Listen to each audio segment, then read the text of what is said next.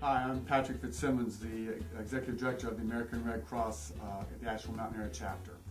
You know, 2009 was a year of recession across America, and we certainly felt that here. We had a dip in donations, as did everyone, but despite that, we had no reductions in staff and no reductions in services to our community. Last year, of course, we continued to help people who had been victims of disaster, and in our area, that's mostly victims of single house fires. But actually last year we actually had an increase, a greater number of people came to us for help because the house had burned down. Because during the recession people found alternative ways to heat their homes, gas heaters, kerosene heaters and whatnot, that were more prone to set their homes on fire. So we actually saw an increase in the number of families we assisted last year. And with our blood program we actually had a reduction in the demand for blood from the hospitals, because as people who were either lost their insurance or were afraid of losing their jobs, deferred surgery or didn't take elective surgery, the demand for blood actually dropped. And so that's another way that recession affects us here at the Red Cross.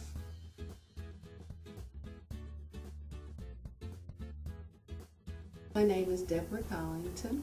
I am Director of Preparedness and Response here for the Western North Carolina Regional Chapter of the American Red Cross. My department is responsible for service to armed forces and also disaster preparedness. In service to armed forces, we are responsible for communicating with and for active duty military personnel, their dependent families here in the community, as well as with their commands. We were able to receive a grant from our national organization by way of the Department of Defense. And we use that money to help our National Guard and Reserve units. We co-sponsored a Kids Day for National Guard and Reserve units here in Western North Carolina that was held at the Clyde National Guard Armory. In disaster services, one of the things that we are working on now as a region is we do a lot in readiness. We look at what we did regionally. Our regional numbers are, we responded to 93 incidents that had 105 families with serving 304 people and spent $61,000. That's in disaster services alone. We are looking at, continuing to build capacity on a regional level, so when something does happen, we can go out there and respond, help our clients, provide that immediate emergency assistance that needs to happen.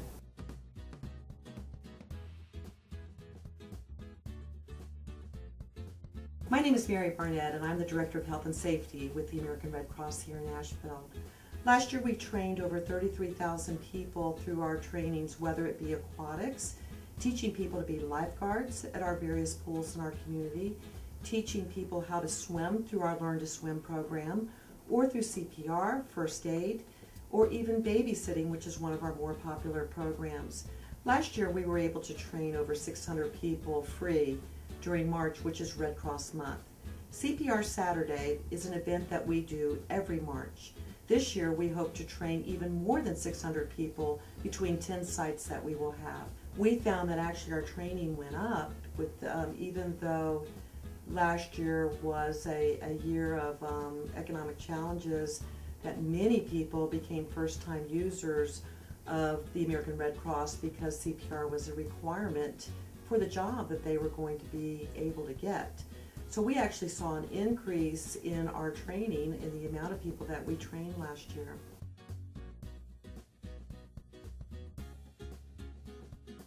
I'm Steve Dykes, and I'm Director of Marketing and Development for the American Red Cross, Western North Carolina region.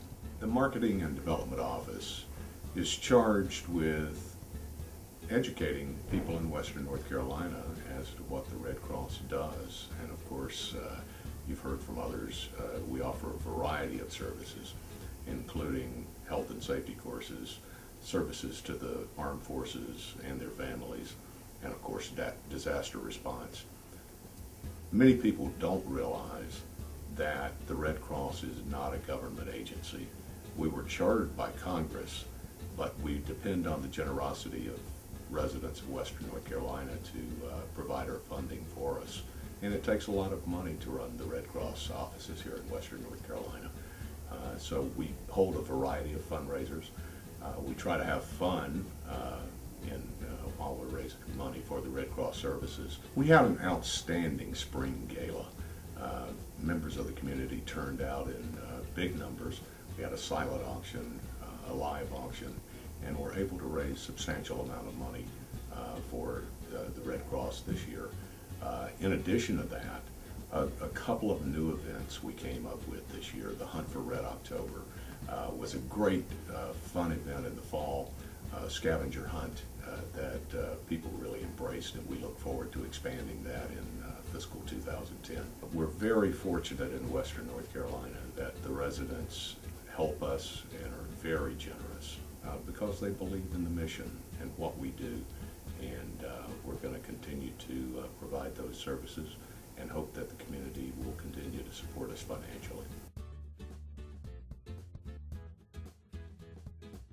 Hello, my name is Marion Thompson, and I'm a volunteer with the American Red Cross. I've volunteered with the Health and Safety Department as well as Disaster Services. I'm Tina Wittfeldt. And I'm Bob Wittfeldt. We're members of a disaster action team here at the American Red Cross. My main story with the American Red Cross was when we had the blizzard, I think of '92. And that was because we had a apartment complex that was totally out of power for days. And we had to set up a shelter right here on the second floor of the American Red Cross. Well, for us it started with Katrina. We are retired, and when the hurricane hit, we both wanted to go and help, and then we realized that we had no skills, we had no training, there really wasn't anything we could add, we'd probably just be in the way. So we started signing up for the disaster-related courses at the Red Cross. I think every family needs to know some form of CPR, be it for child and infants or either adults, because you never know when the time might come and you have to use those skills to save yourself or possibly a family member. I think it's really important that the people who donate locally see us out there for small, single-family disasters, or we were in an apartment building fire a couple of weeks ago, and everyone who saw us said, "Oh, hi there, thanks for being here, we appreciate what you do," and so forth. So I think for the mission of the Red Cross in general, what the disaster action teams do locally is probably the best PR there is. I teach CPR specifically because I want everybody to know how to save somebody. We're very proud that we are such a high-performing organization, and that in the years of tough times in America and tough times in here in Western North Carolina, we continue to provide that same level of service that you've come to expect.